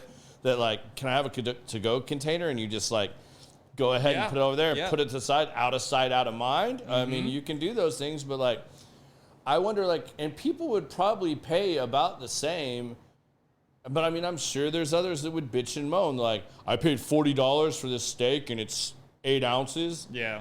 Well, shit, man, how many ounces did you want to eat in one meal? Right. You know, like, is this a day that you're trying to get multiple... That's actually a great point. So a conversation I have with clients all the time, and it's clients who, like, I work with people all across the income spectrums, right? For some people, they have a really hard time throwing away food because they were raised poor, or they were raised to always finish their plate, myself included. Yeah. Or they have a hard time buying something, most food possible per dollar.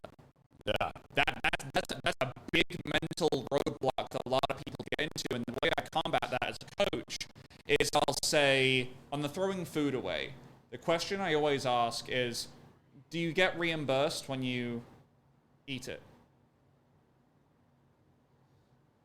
Right? Like, yeah. Do you suddenly, like, if you throw it away or if you eat it, does that change the monetary status of your wallet? No.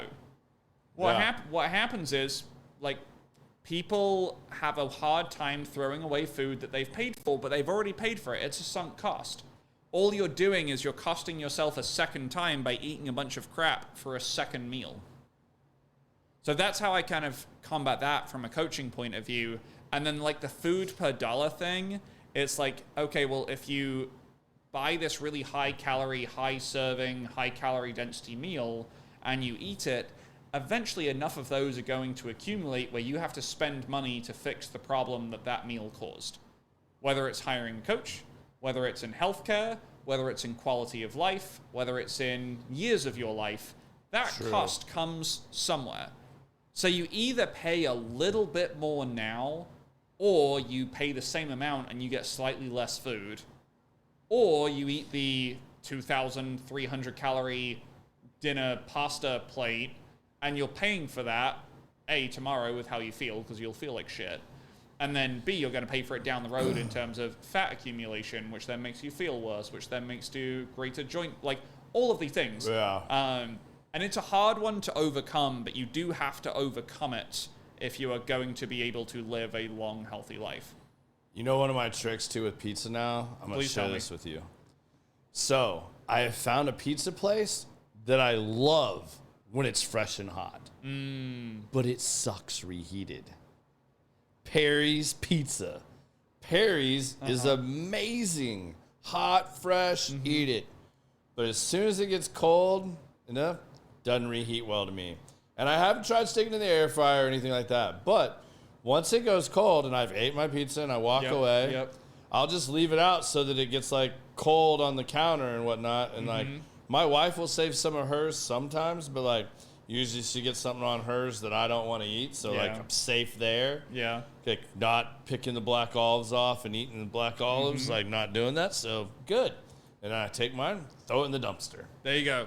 And it works. And that's it. And you kind of have to like, you have to wire your brain and your perspective a little bit to get that dopamine hit when you throw it away of like, Garrett made a good decision throwing this pizza away. Like, good job, buddy. I'm proud of you. Like, and you kind of have to think that way. Like decisions like that is how you ride the balance of being healthy, being in shape, looking the way you want to look, feeling the way you want to feel, while still eating pizza now and then. Yeah, it's true.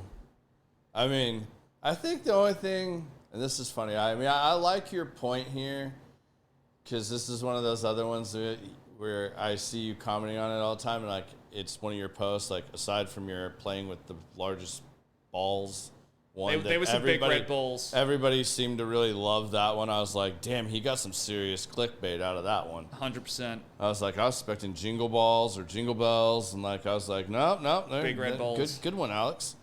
But you're like your post about 6-pack abs.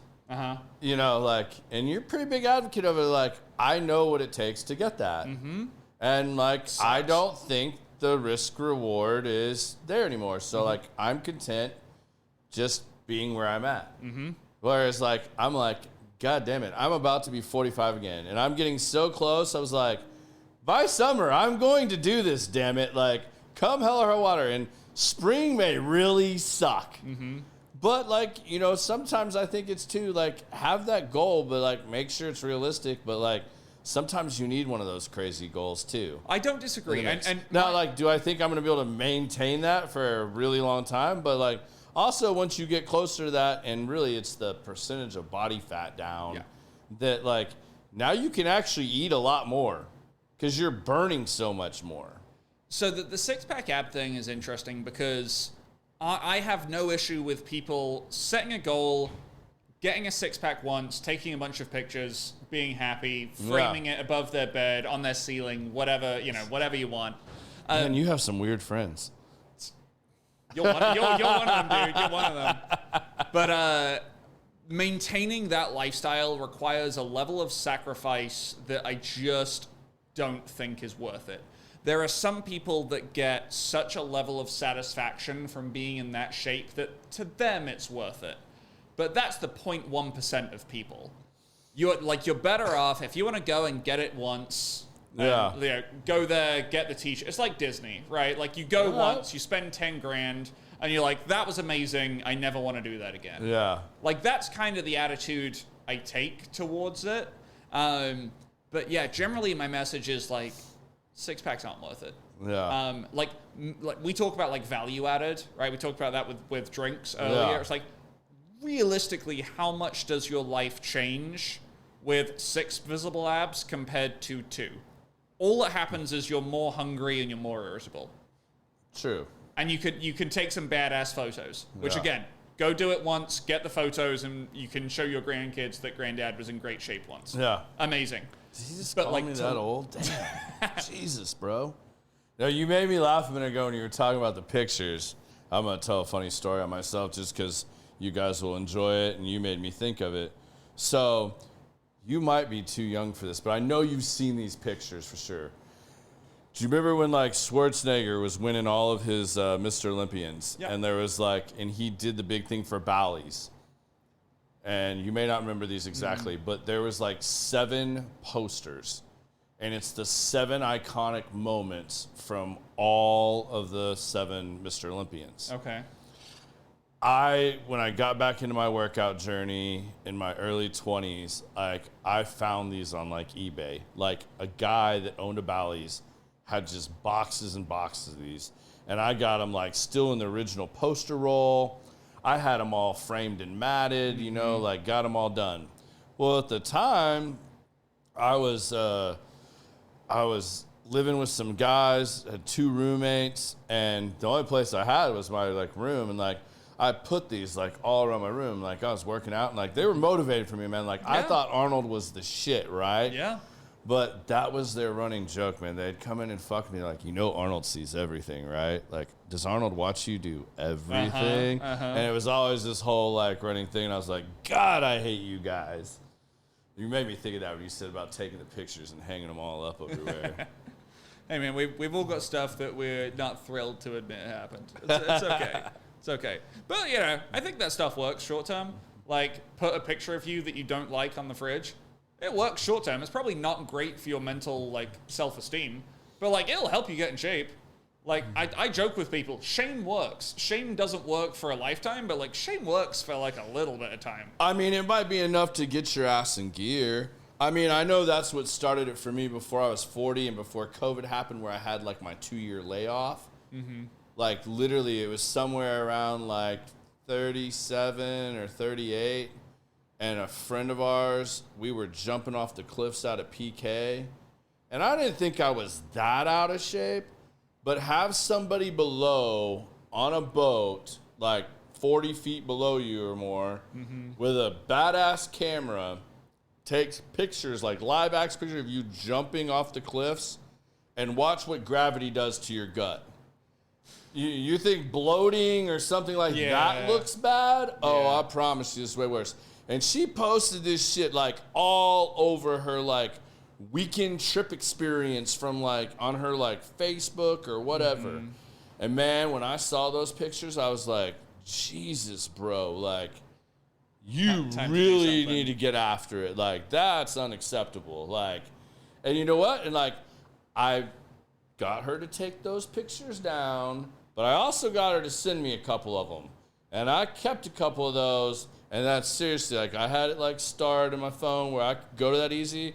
And if I was feeling like making an excuse not to go, that's when I was working out with Naz, I would look at that picture and be like, yep, your ass is going to the gym again today. I have a theory on this, and there's physiological reasons why it gets harder to lose weight the lighter you are. Basically, it involves, like, when you lose weight, your metabolism shrinks, because metabolism is a product of how much energy it takes to keep your body running. If you have less body, it requires less energy. I also think there's a massive psychological reason for this, i.e. your level of self-loathing decreases, and therefore so does your motivation. Typically, when people start a weight loss journey, and your story just made me think of this, there is typically a high level of, I'm not going to call it self-loathing, I'll call it discomfort. There is a high level of discomfort with Or how embarrassment. Yes, all of those things bundled into one. Yeah. It's a very pressing force of, I need to make a change because I'm embarrassed, I'm uncomfortable, I hate myself, whatever it is. And then over time, as people lose weight, rightfully, and it's a good thing, people get happier. They get more self-confident. They get more energy. And they also get more comfortable. And what's the biggest driver of change? It's being uncomfortable. So as you become more and more comfortable, you're less willing to do the really hard stuff that accelerates very rapid body composition change. And it's why, although I would never want to live their life, I have a massive amount of respect for what like physique athletes and bodybuilders do, because they've had to reach a point where they could be very content with their appearance, but they keep going to the point where it's borderline unhealthy. It's also why I think body dysmorphia is so prevalent in the bodybuilding community, because ironically, if they didn't have body dysmorphia, they probably wouldn't be as successful.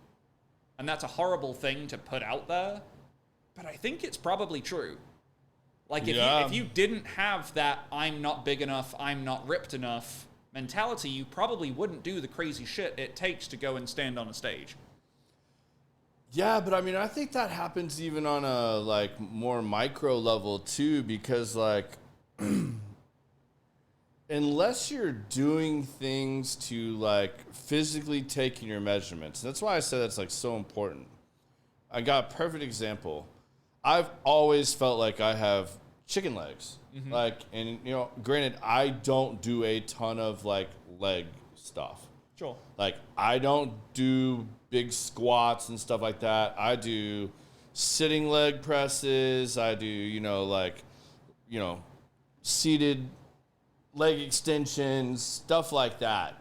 Calf raises, and then I do the elliptical stair climbing like combo thing. Yep. Is one of my main things I do. And sometimes I just do stairs or just the treadmill. But I don't do I'm not trying to squat 400 pounds or do anything crazy like that. I've watched too many people fuck up their back. Mm-hmm. I've already had some minor back stuff just from golf and being out of shape and different things like that. And then, probably all the years I played catcher, stuff like that just, I'm not going to risk those things. But, I'm sitting just a few weeks ago, my wife's like, holy shit, your legs have gotten huge. And I'm like, really? Because, if I see them in the mirror, to me, I've barely done anything with them. But then, when I really started thinking about it, I'm like, all right, well, that pair of jeans that I couldn't even fit into 3 months ago, I'm back in 34s again. Mm-hmm. And now it's not an issue here, but now, shit, I damn near look like I'm Austin wearing skinny jeans on this one pair of jeans. I'm like, shit, I gotta go get a different, jean, because, now they're looking like skinny jeans. That ain't gonna work for me. So, in my mind, I haven't done anything, but I'll bet if I was actually taking measurements and stuff, I probably have. And however long it's been since I took those measurements doing with you. So I'm super excited to check those this weekend now that you're sending me those. I'll send them to you. I'll send them to you as soon as we get done. So where are you going to take things now? Where are your programs evolving? What are you looking forward to in 2025? Great question. So I've done I've hired a bunch of different business coaching consultants throughout all of this, and I found one that I really, really like. He actually runs his own fitness business company that spans the UK, Canada, the US, and he's been fantastic. So one of the things I'm trying to do in 2025 is, from a business point of view, just build more repeatable systems. So, whiskey weight loss is about 3 years old, I think, at this point. It was the end of 2021 was when I launched it, and the first year of business, you have no clue really what you're doing. Especially I was 26, 27 at that point. Young guy, didn't know what I was doing. I was just shouting out into the ether, and no one was shouting back at me. Since then, I think I've had 180, 190 people, something like that, go through the program. So the program is morphed. I'm to the point now where I'm really, really happy with the program itself, and I get really good results with people as well. So now, as a business owner, not just a coach, my goal is having more repeatable systems to bring new people in, to make sure people are taken care of on the long term, right? Client retention and things like that. Helping people refer into the business easier, and things from a business owner point of view, I just want it to become more predictable. Yeah. Because one of the things that worked really well early in my business was that through whiskey groups and, things like you and me connecting, I don't even remember where we met, Garrett, do you? I think it was the whiskey group, something like that. It was like, that's where a lot of my clients came from. It was chance encounters, it was conversations, and that's great, but it's not particularly scalable. So like, I'm looking to, instead of bringing in, like one new person into the program per week, I would love to grow it to where it's 10, 15 clients a month, something like that, to the point where I can bring in assistant coaches and things like that. That's where I'm looking to be at the end of 2025, is just having more scalable systems that allows me to help more people without stretching myself crazy thin. Do you want to say who the business coach is? Yeah, if anyone's in fitness, his name's James Goff out of JG Consulting Group.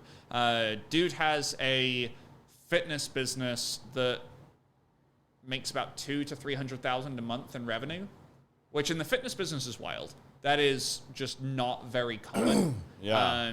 And basically what he does from a business coaching perspective, it's like, hey, I have this fitness business that runs itself. This is how we do things.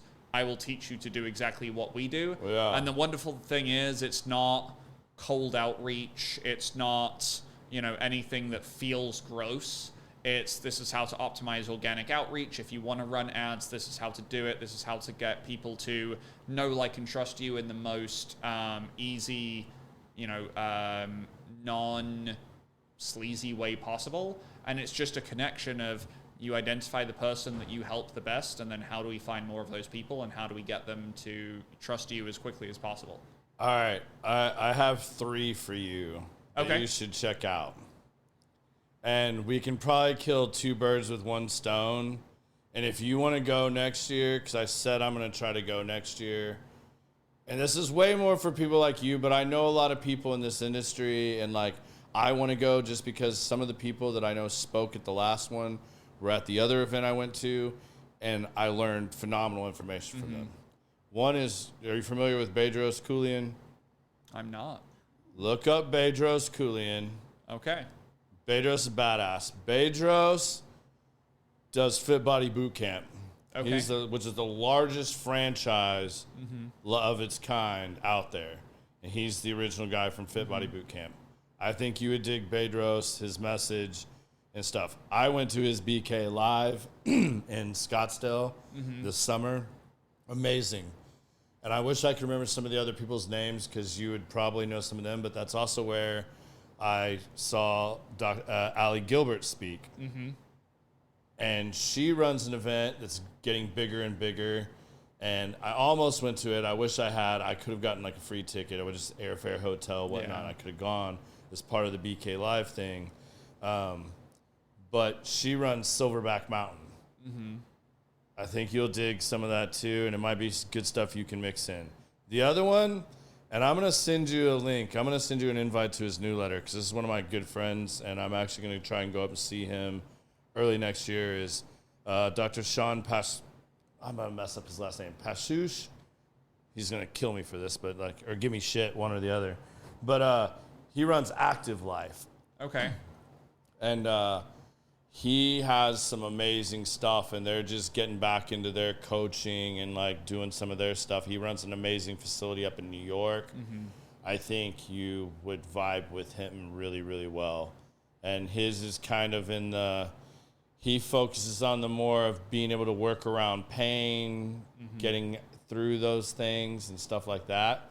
So I think it'd all be good things you could like. Yeah, man, I'm always down for there. I know you check inputs. them out. I've seen you posting about things you've gone, but like, I wanted to share those with you. I meant to send you something a while ago on that, but you just made me think of it when you were talking about all good, man. Mentor coaching. All good. Side note, I want to go back to the Big Red Balls thing before anyone gets like the wrong impression. I was doing a charity kickball tournament, and there's a picture of me rolling or pitching these giant kickballs. Like, how big are kickballs supposed to be? I mean, they have all different sizes, but I mean, these are like a little bigger than a basketball. Yeah, most of them that you see, they're like, I don't know what, like that. Yeah, big. it was. They're supposed to be about the size of a bowling ball. Normally, a kickball. Bowling ball? Okay, a little bit bigger. Ones. Well, no, a basketball's about right, but yeah, we played with between a bowling ball and a basketball. It felt bigger than that, and this one was clearly been sat on or something, because it was a little compressed this way, so it was kind of like rolling a cheese wheel. Okay. Wasn't that when you did your photo shoot, and that's what you have on the ceiling in the bedroom? That's it. Yes. I thought so. Okay. Dude, there's a lot of stuff. I just wanted to clarify that for everybody. A lot of stuff on the It ceiling. was in the bedroom. Alex's, not mine. Passing the blame. Love it. Well, It's cool, super impressive, man, because, like, I think it's so... Biz and I were talking about this, like, going back and looking at the analytics of the shows. Your 2 previous shows still rank in the top 10. Like, and, you know, it's so funny because, like, I could wear the whiskey weight loss shirt to the gym or something, and I get, like, the weirdest looks. Mm-hmm. I mean, and I work out a lifetime. So, I mean, like, I get all different age groups, and I get the weirdest looks, like, the fuck? And, like, the trainers are even, like, looking at me like, and I'm friends with us, and they're like, really, bro? Like, I was like, it's his marketing thing, man. Like, he's invested in these groups, and he teaches you how to do these things. Like, calm down over there. Shut up, take a drink, and lift these weights. Yeah. That's it. I people ask me if it's a joke. Like, people have said, like, hey, can I get a T-shirt? Because that's really funny. And I have to explain to them that actually it's a business. But sure, I'll sell you a T-shirt. sure, yeah, 100%. I send them a link. You can buy them at cost. But it's one of those things where when people stop you in the street and ask you about it, you know it's working. Yeah. From a marketing point of view. And fitness is, you know, pretty saturated. There's a reason that a lot of fitness people, it's kind of like real estate agents. It's like 80 to 90% of the industry turns over every single year because standing out is really hard. And people want to find ways to, like, eat their cake too. Yeah, you know, they want to be able to have their cake and eat their cake too. You I think the problem, though, we're stuck in the magic pill, though, because Ozempic has been the magic pill. We do finally have a magic pill. There's going to be a rebound from that, though. I'm going to tell you, I was on Ozempic for 2 years. Mm-hmm. I'm so happy my doctor took, you know, but I am a type 2 diabetic. Mine was for getting my A1C down. If the weight loss thing happened, but they all knew I worked out and did everything. And well, look how much muscle mass you've put on since you've gotten off of it. Oh, my God. Not that you haven't just changed things, but I mean, like, it shows you, like, how much, yes. like, I'm going to tell everybody, here's the deal. that. And even I went to the doctor today before I came here. And, you know, ever since I've been off. And he said, what's the one thing you noticed that just changed? And I'm like, I can go to the bathroom. I'm telling you, men, if you ever want to experience childbirth, get on Ozempic. That's exactly what take childbirth the right amount of fiber like. and stuff. Yeah. I don't give a shit. I drank all the water, the fiber, and all that. It slows your digestive system down. So when you do finally get to go, you better get some handrails. You better get some soundproofing or whatever, because it's going to be an experience, and you're only going to go once every other week. That shit sucks. I never had problems like that to that degree. I don't know how much you were taking, what you were on, but I was on the maximum dosage. Oh, yeah. It definitely wasn't on, like, some kind of max dose. The minute I came off of it, like, it got my A1. Now, it did what it was originally made to do. It got my A1C. Like, I'm literally on no medicines, no nothing now. So it did that, and I've been able to maintain. But when I came off of it, my body was like, thank you. Yeah. And I was able to do whatever. But I did know, because he said it did combat muscle mass. Mm-hmm. So the minute I got off of it after it's been like 6 months, man, gym gains have been outstanding. It's great. But I will say this. When I got off of it that first month, you could put salt and pepper on a trash can and I'd eat it. Yeah. Because it blocks the hunger receptors. Mm-hmm. That shit came back like a tidal wave. Yeah, I was starving. You're ravenous. Man, I'm like, literally, all I'm thinking about is food. I'm working, and I'm like, let me go, man. And that was the hardest thing. So that's why I put 10 pounds back on.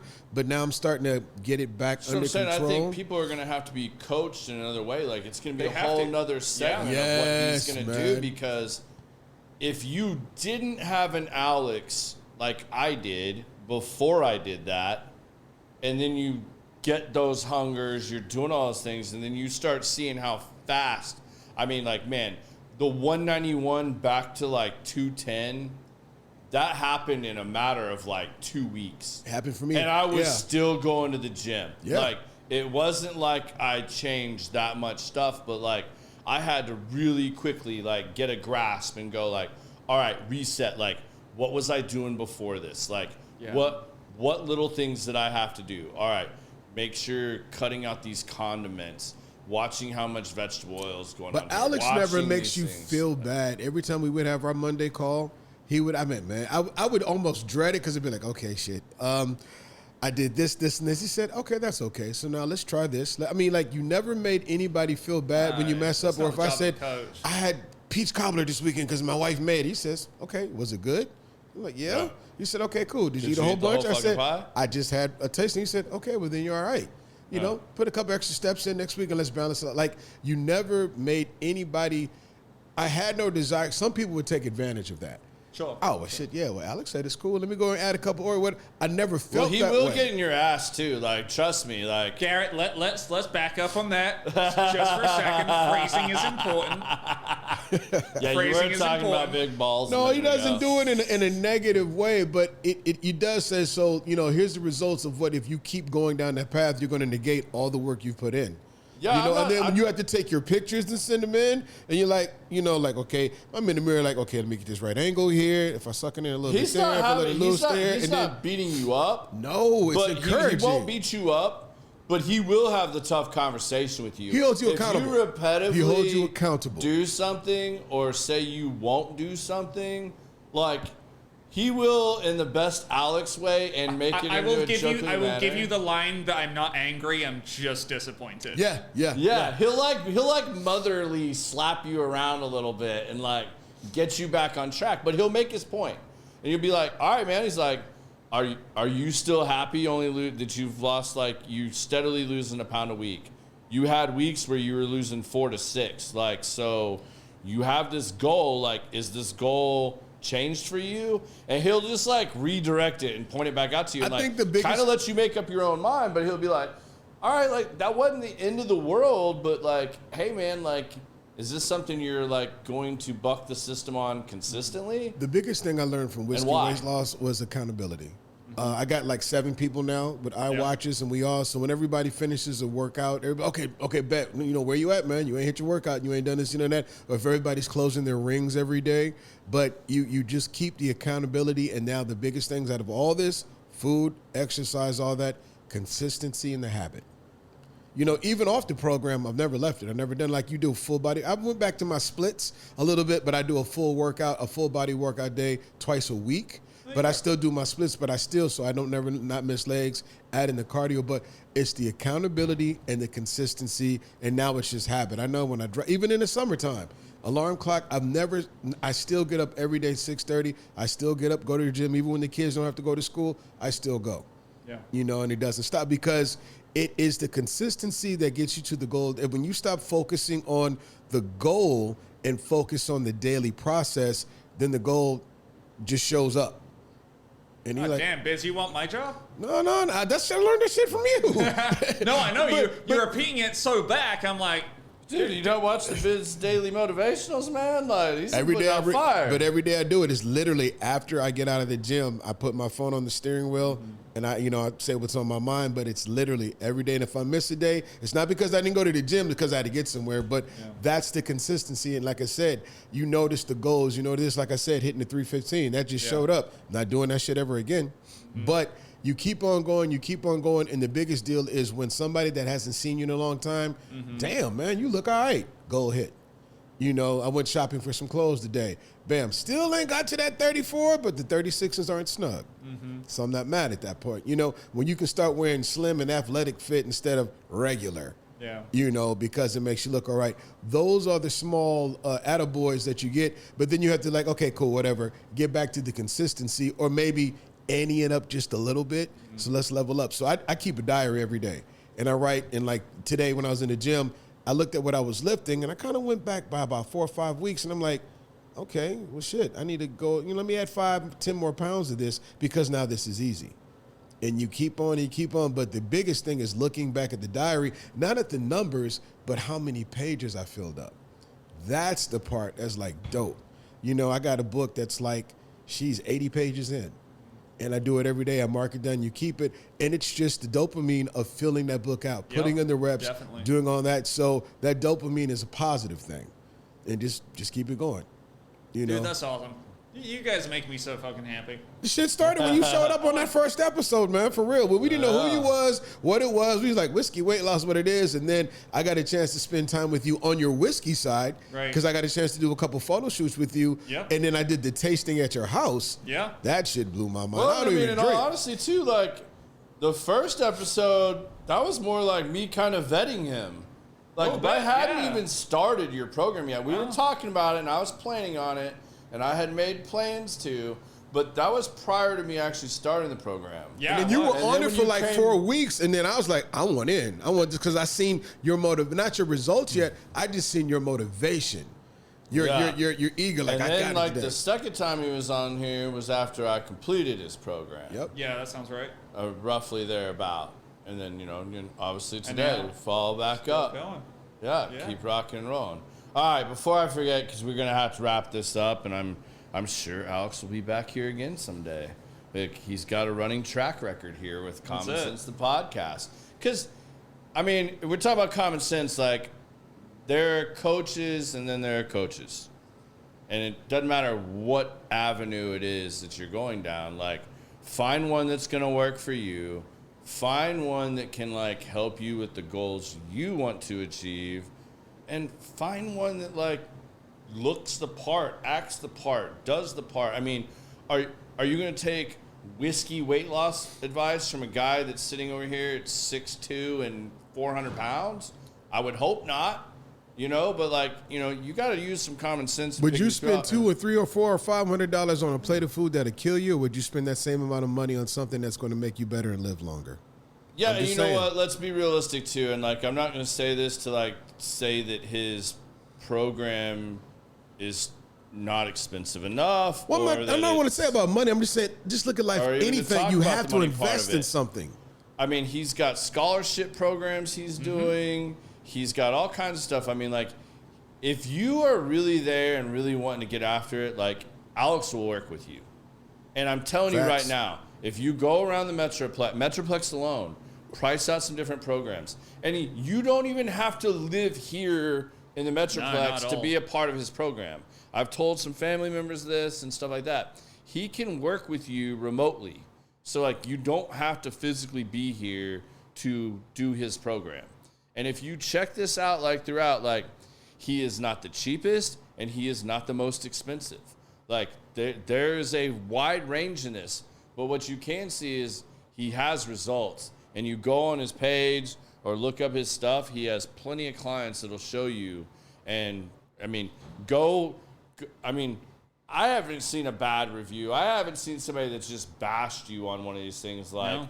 I've seen people that have quit. I've Sure. seen people that have fallen off that, like, maybe they Dude, got where they wanted. I mean, I didn't keep going with the program. I got No. where I wanted, and, Yeah. we're still friends. We Absolutely. still talk. Like, you're here on the show again. So, I mean, I'm just saying, like, you guys need to go out there, do your research. Hit him up if you guys want some results. Like, I promise you he can help you with your mindset. He can show you how to eat. He can show you what not to do. He can show you cheats. He has all these little, like, amazing, like, information booklets, I'm going to call them, that, like, he will send you that have cheats and tricks of the trade. I've told like 5 different people today. My breakfast this morning was a bagel and cheesecake. Yeah. And it's like, that's the kind of shit that we can do when you know how to do it right and you're looking for the right things. You're looking for certain nutrition ratios and tricks and cheats and everything that Garrett just said. And, like, I tell people there's a bunch of information that I will tell you that you probably don't know. But it's not information that is, like, hidden away in a vault. If you want to go spend enough time on YouTube University, you can probably figure out 80 to 90% of the stuff that I will share with my clients. The difference being is that when you go down the rabbit hole of YouTube University, you get all of the information. The good, the okay, the bad, and the downright dangerous. And the difference about working with a coach, whether it's me or someone else, if you get a coach that knows what they're doing, they've done all that research for you, and they basically give you a shortcut. And that's what coaching is. It's accountability and it's shortcuts to the right information. And for all of my clients, that has been worth the investment so far and will continue to be. And then, for people who keep trying the fad diets and over and over and over again, they go through the cycle and the cycle and the cycle. And 5 years later and a few $1,000s later, they will, if you ask them, like, hey, if you could go back in time and you just do it the right way once for a little bit more money, would you? And every one of them is going to say yes. I agree with that 100%. So before I forget real quick, for any of you that are still paying attention and want to know, what I was smoking tonight. So what I started off with here, I tried something that I didn't think I was going to like, and it was actually pretty good. That is the EP Carrillo 15-year anniversary stick. Most of their stuff is too strong for me. That was still really fucking bold. Like, it was a kick you in the nuts. That's like a Stag Junior that's like 140 proof right there. Like, it's going to get after you. Like, it's still strong. And then to like round things out, I went to one of my like go-tos, and that's the Luciano Lux Fiat. You know, you guys all know how I feel about Luciano stuff, so no need to elaborate there. And then drinking, we were both having Woodford Old Fashions. So ain't broke, can't don't go. fix it. Yeah, it's good stuff. And if you are in the area, come up on Monday evening and vote, because I am the guest drink specialist for Monday night, where they're having a competition here where members can sign up. We create a cocktail, they vote on them, and whoever wins some cool stuff, and your drink goes on the menu. What's your can you share what your cocktail is? I can now, because it's happening Monday. So in lieu of the holidays and everything, fire old fashioned. So it will be, to not give it all away, it is a double oaked Woodford Reserve with graham cracker chocolate bitters, and a roasted marshmallow. That sounds bomb. And it is pretty badass. So Pennington, look out. I'm going to knock your shit off the mantle come Monday. I'm bringing the heat with this awesome drink, unless I change my mind at the last minute, and I might bring a mixer. I have a buddy that's making some cranberry, like, marshmallow bitters. Yeah. He's trying to talk me into it, but I don't think I'm gonna do it. I'm gonna stay with the campfire one, just because, I mean, who doesn't like s'mores and bourbon during the holidays? I mean, it's a great combo. Person. Maybe I need to sprinkle a little more fat and salt in there, and then I'll for sure win. There you go. All right, you guys, we have one more episode coming up for you guys next week. We'll see who the mystery guest is going to be, but that will wrap it for 2024. And then Biz and I will be taking a little break through the holidays, but coming back strong in 2025. We're already working on some pretty amazing guests early on in 2025. And stay tuned, because I can now finally talk fully about the music podcast. And we're probably going to release that information next week, sometime during the show. Or I might randomly bring somebody on that might be one of the first artists to perform. I don't know yet. We'll see what works out.